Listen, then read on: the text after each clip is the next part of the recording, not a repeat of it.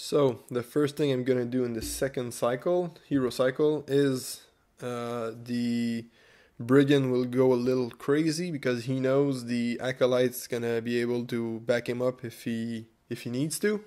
So first thing he's gonna do is Shadow's Reach, which allows him to move to adjacent to a target within 3 spaces and make an attack on one target. It's not considered a move, and it's a 2 damage attack. So that's very good. So he's gonna do 1, 2, 3 right here. And he's gonna attack the lair with Shadow's Reach, because I'm gonna try and get rid of it as soon as possible so not too many monsters get to pop up or spawn. So for Shadow's Reach, since the card in itself isn't a move, I could use the -2 target number for the attack, which would basically mean I need 1 or more on the lair, so it would be an automatic success. But I have no intentions of staying there after the facts, and I have a hustle in my hand, so I'm going to use it to back away. So I have to consider right now that it's an aggressive move attack, because I'm gonna play hustle later on.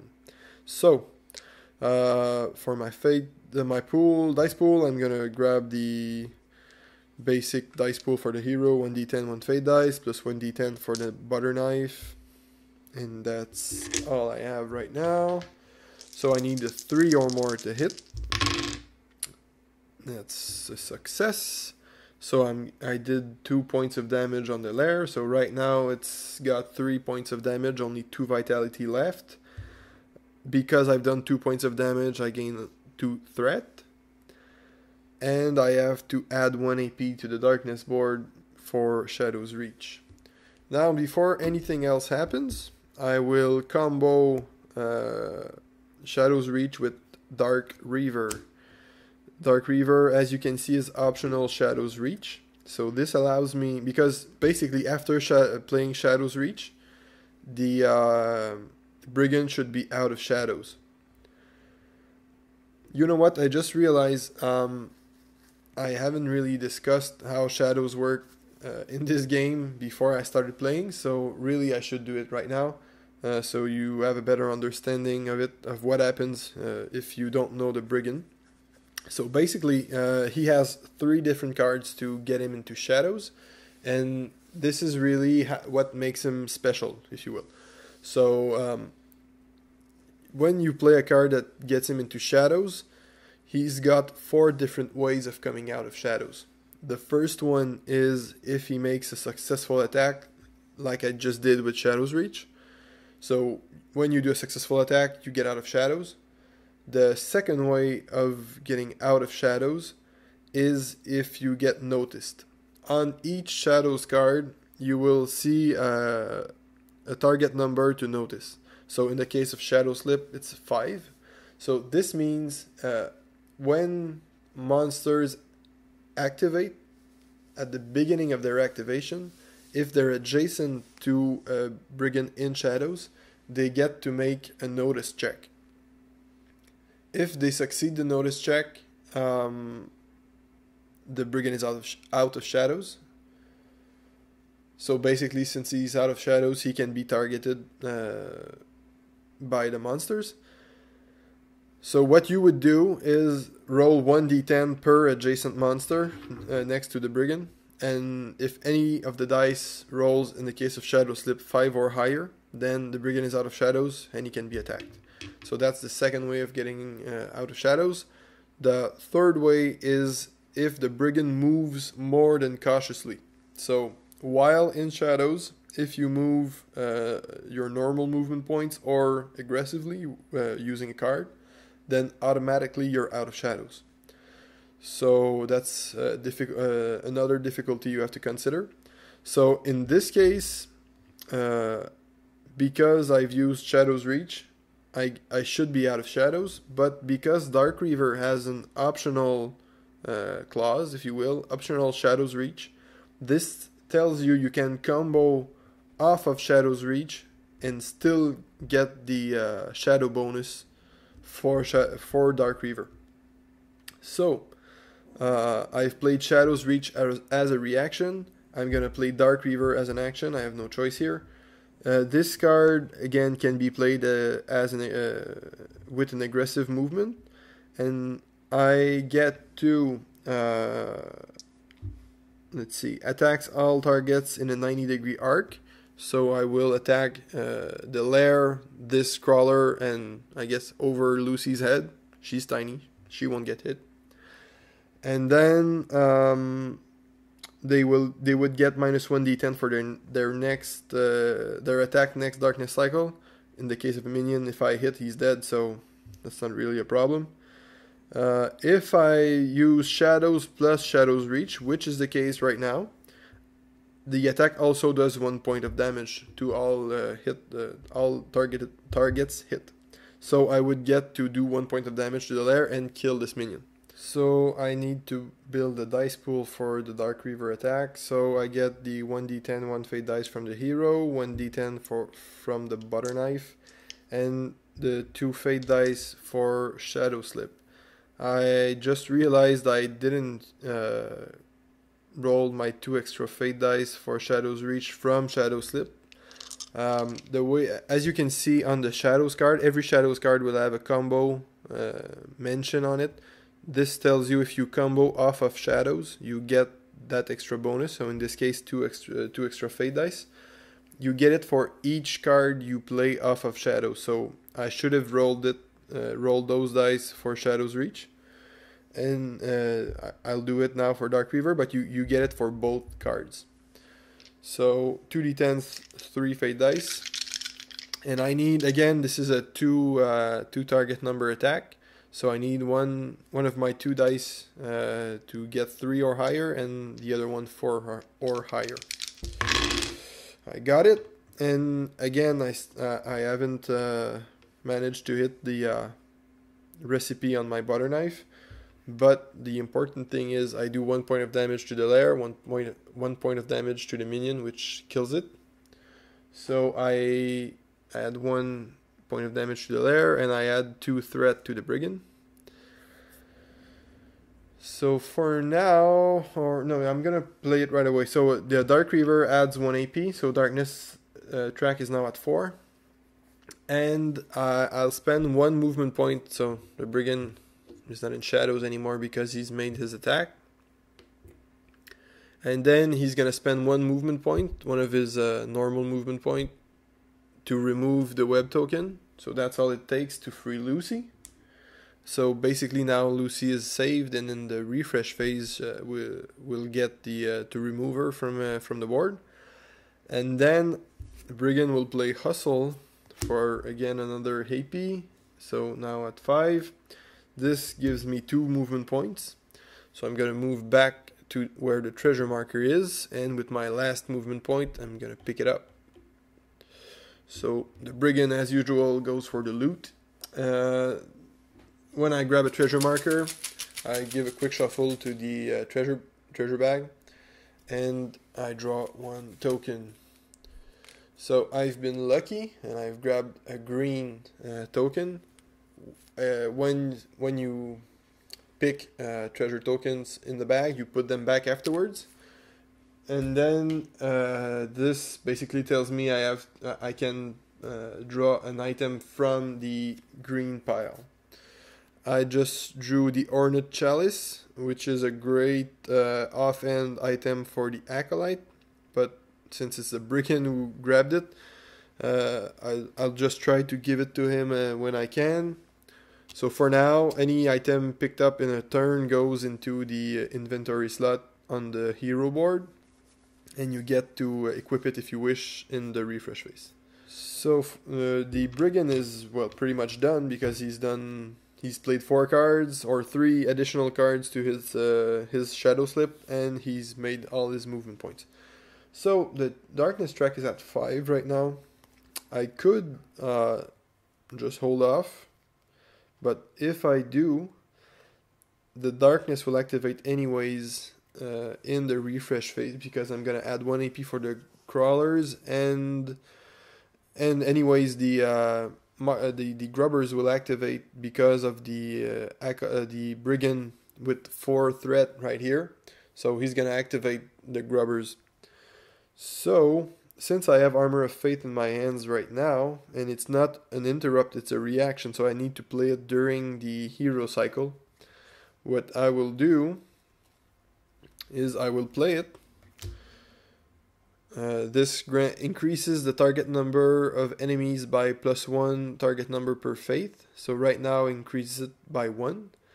Or 2 I should say, because Armor of Faith provides one's faith 2. So right now, if the darkness activates, they will need 9 or more to hit, because both the grubbers and the crawlers have a base base target number of 7. If I'm to do that, I would really like to make sure they don't hit me, especially since the Brigand is adjacent to the lair right now. So I'm gonna pray. What pray does is it allows you to shuffle your discard pile and draw 3 random cards from it. Any faith cards you pick or you draw this way adds to the current cycle faith. So if I pick 3 cards, 1, 2, so I've got 2 additional faith right now with Feet of the Saint and Blessings of the Dawn. I don't get to use those cards, of course, but important thing is my faith is increased by 2. So in this case, I now have 4 faith, which means I add 4 to their target number, and which also means they would then need an 11 to hit. So there is no way to do 11. So I will pretty much simply ignore their attack during the next darkness cycle. The thing is, though, I need to activate or trigger the darkness cycle while playing this hero cycle, or else I'm gonna clear all my cards and all the things I just did will have been for nothing. And the very bad news here is the only AP card I have left in my hand is Attend the Weak, which is the big heal, single hero heal card for the Acolyte. But I'm committed, so I'm gonna play it anyways. So I'm basically sacrificing it because no one needs healing right now. So I can ignore whatever it does, but it also provides 1 more fate. So now they would need 12s to hit. Doesn't change anything. But I spend 1 AP, so the darkness triggers right now. So first thing you do is check threat range. So crawlers are already active, so I don't need to check threat range for them, but the grubbers aren't. So if I check their threat range of 4, 1, 2, 3, 4, and add the threat of the Brigand, which is 4, 1, 2, I get to activate, or the grubbers get activated. So that's bad news in itself. Now I need to draw a darkness card from the darkness board. This one is, the event is previous damage done to the lair spawns equal number of minions immediately. So that's bad timing, because I've done 4 points of damage to the lair, so I need to spawn right now 4 minions from the lair. Again, I'm gonna choose to do it half and half, so I would place 2 melee and 2 ranged. In this case, I need to follow their priority to know where to spawn them. Their first priority is proximity. So the first thing, you always have to spawn them adjacent to the lair if possible, or as close to the lair if no adjacent space is available. And they need to be, the melee guys will try to be as close as possible to a hero. In this case, the one that's the closest to the lair, so that's the Brigand. So I'm gonna place 1 melee here, 1 melee here, so they're both adjacent to him right now, and 2 ranged guys. In this case, they only have to be in range of the hero and as far away as possible from the hero. So I'm gonna place both of them on the far side. They're both within range. So that's the event. The threat penalty won't affect me because no hero has a threat of 10. Now they get to activate. So the minions go first. And remember, since the crawlers are instinct monsters and the grubbers are intellect monsters, the crawlers will go first. As a matter of fact, they don't need to move because their first priority tells them to target the hero closest to them first, which is the Brigand. Both melee guys are already adjacent, so they're fine, and those 4 ranged guys are within at their maximum range of the Brigand. They have a range of 3, so they don't move, and they'll get to attack after the grubbers move.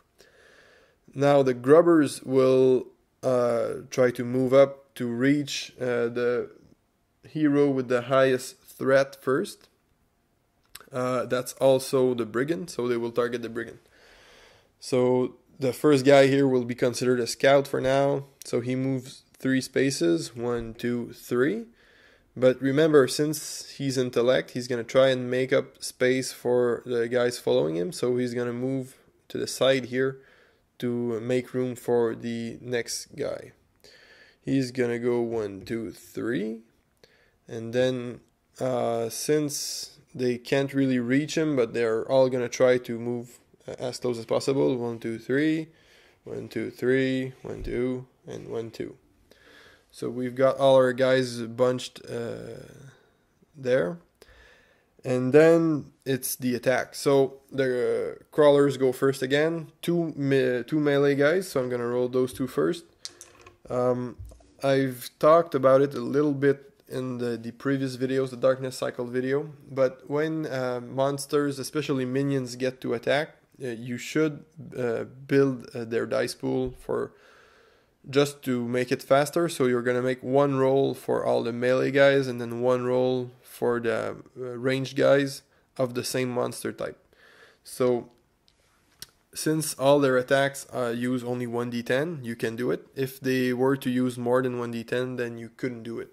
So 2 melee crawlers, I'm going to roll 2d10s. In this case, I mean, I could roll them, but since they need 12 to hit, it's really useless because there's no way they can make 12 with a d10.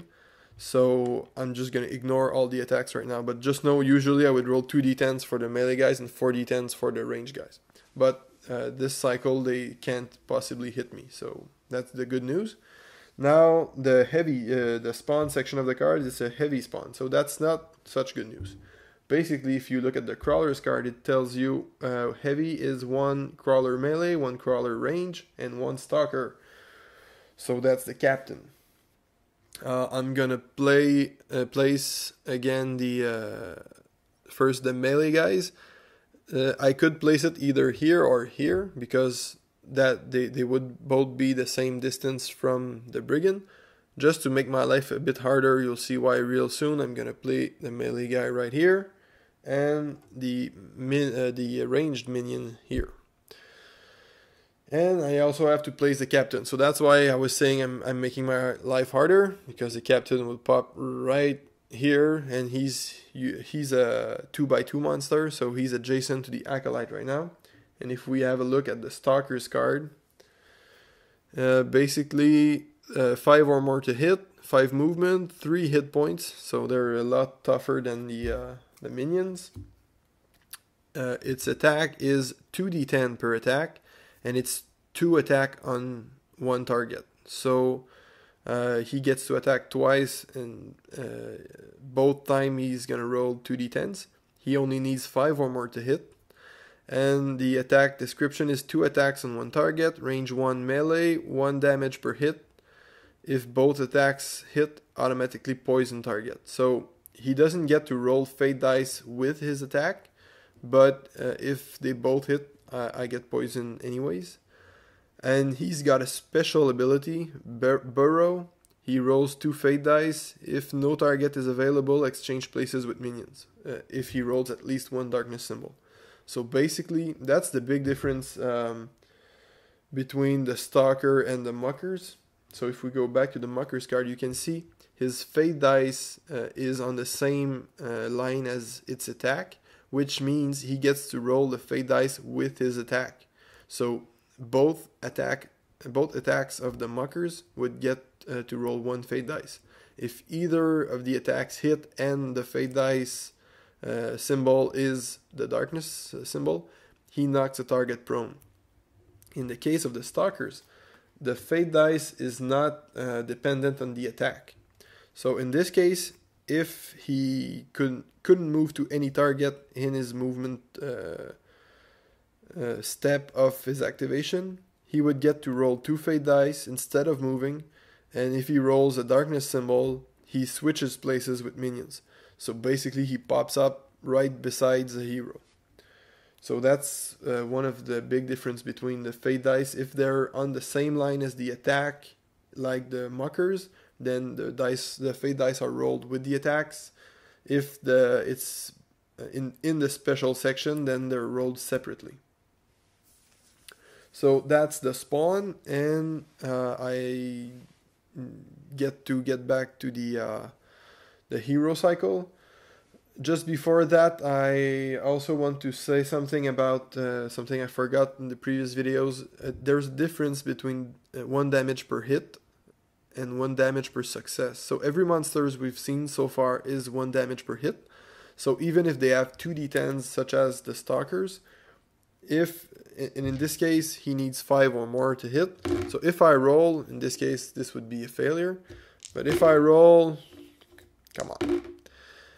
If I roll a 6 and a 5, even if the 2 dice are a success, I only get 1 damage because it's 1 damage per hit, not per success. Some cards, I'm thinking of Yardu here, he gets to roll 4 d10s per attack, and he does 1 damage per success. So it's anywhere between 0 damage if he completely misses, up to 4 damage on the attack if the 4 dice reach the target number. So that's a big difference you have to be aware of with the monsters. So we're back to the hero cycle now. Because of Attend the Weak that adds 3 threat, the Acolyte is currently at threat 6, the Brigand at threat 4. But I'm done. The heroes are done for this cycle. So the Acolyte will keep Guardian Angel, and the Brigand will keep one with the dark, so he can go back into the shadows as soon as possible. In the deck phase, the Acolyte reduces his threat by 1 for his empty card slot, so he's at 5, and the Brigand can't do it because his action slots are full. They both get their hand back to 5 cards. Now, in the refresh phase, since the 2 monster types are active, the grubbers and the crawlers, I add 2 AP to the darkness track. So the track is now at 2, and the Acolyte is at threat 5 and the Brigand at threat 4.